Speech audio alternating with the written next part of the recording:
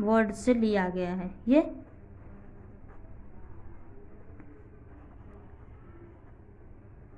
ये western word से लिया गया है। और जो दर्शन है ये भारतीय है, ये भारतीय, ठीक है। तो देखेंगे कि अगर हम फिलॉसफी, ऐसे हम जानते हैं कि फिलॉसफी में पहले हमको पढ़ना क्या है। तो फिलॉसफी में जो कि जैसे कि हम जानते हैं कि लाइक हमारे मन में बहुत सारे क्वेश्चन आते हैं कि जो भगवान है वो मतलब वो रियली में होते हैं या नहीं होते हैं, जो आत्मा है वो कैसा होता है, उसका रूप कैसा होता है, और वो क्यों होता है। तो इन सब का सवाल फिलॉसफी के अंदर ही पूछा जाता है। ऐसे इसको बोलते हैं mother of all subject.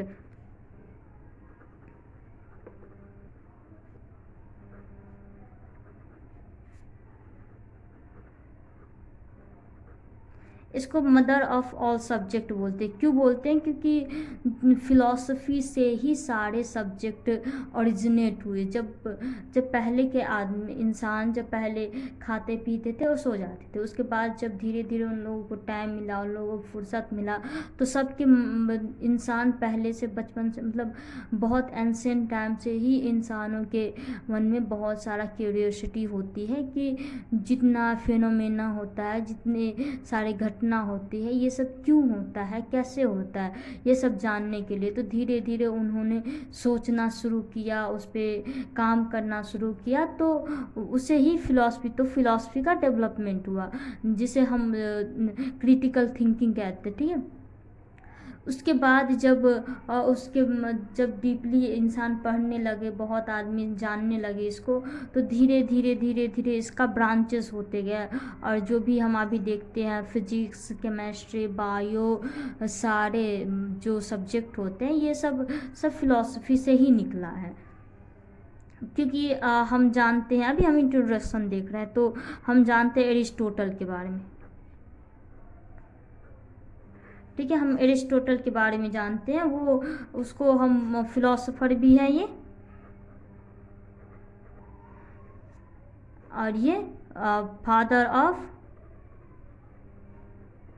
Biology and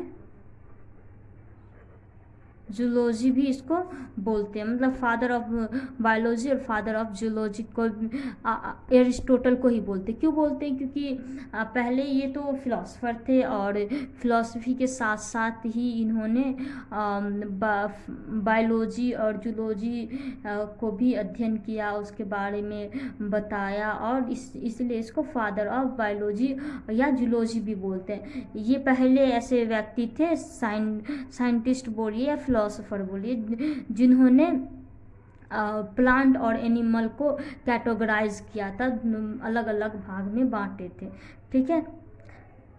तो हम देखते हैं कि फिलॉसफी और दर्शन ये दोनों तो सेम ही है, क्योंकि हम भारतीय दर्शन को भी हम इंडियन फिलॉसफी ही बोलते हैं इंग्लिश में। तो ये दोनों अलग कैसे हैं? तो जो फिलॉसफी है हमारा, ठीक है, फिलॉसफी ये दो शब्द से मिलके बना है, एक फिलो प्लस सोफिया, ठीक है। तो फिलो मीन्स होता है लव, इसका मतलब होता है विजडम। विजडम को हम क्या बोलते हैं? नॉलेज भी बोल सकते हैं, नॉलेज, ठीक है। तो जो ये वेस्टर्न फिलॉसफी के अकॉर्डिंग है, अकॉर्डिंग टू,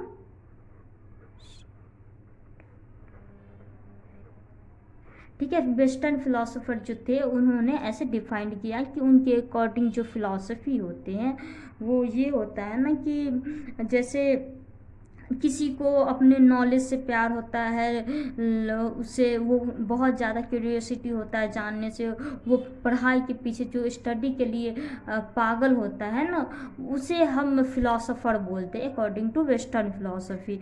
तो इसीलिए इसको बोला जाता है फिलोसफी को लव ऑफ विजडम, ठीक है। तो ये हो गया हमारा क्या, वेस्टर्न फिलॉसफी के अकॉर्डिंग जो फिलॉसफी का डिफिनीशन होता है, ठीक। और वहीं देखते हैं दर्शन।